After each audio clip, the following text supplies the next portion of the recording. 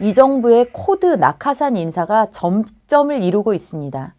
한 명 한 명 임명될 때마다 점입 가경입니다.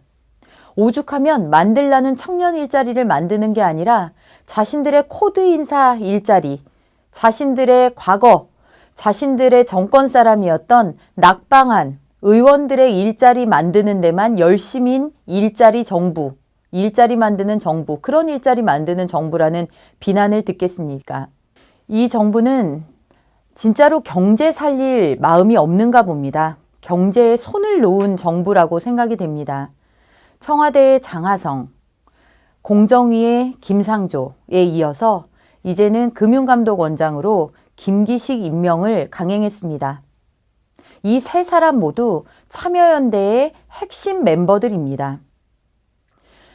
김기식, 이분이 도대체 금융산업을 발전시키는 것과 무슨 관련이 있는가? 비전문가를 임명하더라도 최소한의 도의는 있는 것입니다.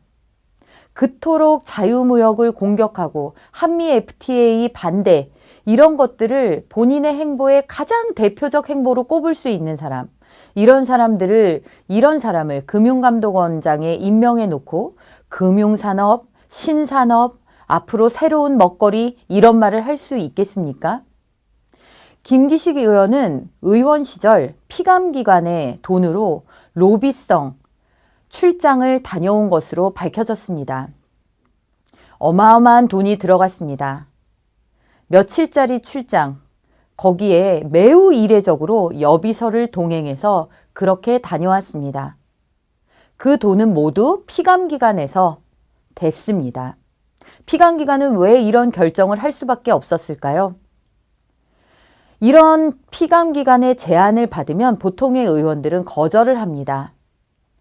우리 당 소속 의원들도 이런 제안을 받은 적이 있지만 피감기관에 대해서 독립적이고 불편부당한 그런 예산, 심의 이런 것들을 해야 되기 때문에 거절했다라고 합니다.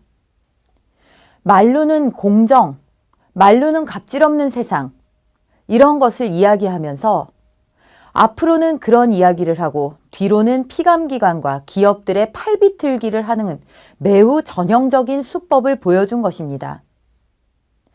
김기식은 대관, 소위 정치권의 로비 업무를 한다라고 하는 그런 대관 업무를 담당하는 그런 사람들을 대거 끌어모아서 무려 수강료 600만 원짜리 강좌를 열기도 했습니다.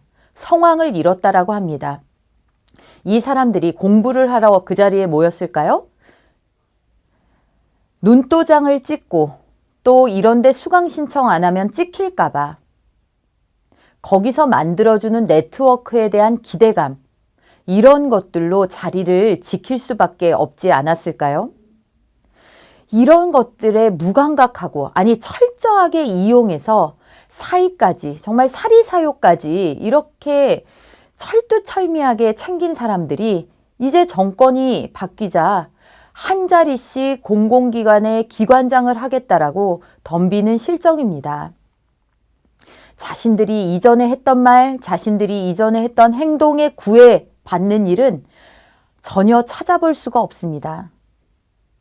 오히려 이런 것을 지적하는 사람들이 참 민망할 뿐입니다. 문재인 정권의 인사들이 하나도 빠짐없이 이런 식으로 인사가 이루어지고 있다는 것. 아무리 국회에서 청문회를 통해 반대를 하고 언론에서 몇몇 언론들이 이런 사실을 밝혀도 그때뿐입니다. 이 정부에 찬동하는 많은 언론들은 이에 대해서 후속 보도를 하지 않습니다. 청문회 내용이 국민들에게 제대로 전달될 길이 막혀 있습니다. 문재인 정부가 그토록 자랑하는 고공비행한다는 문정권의 지지율에 도취돼서 벌이는 이 행보들은 반드시 부메랑이 되어 그들에게 돌아갈 것입니다.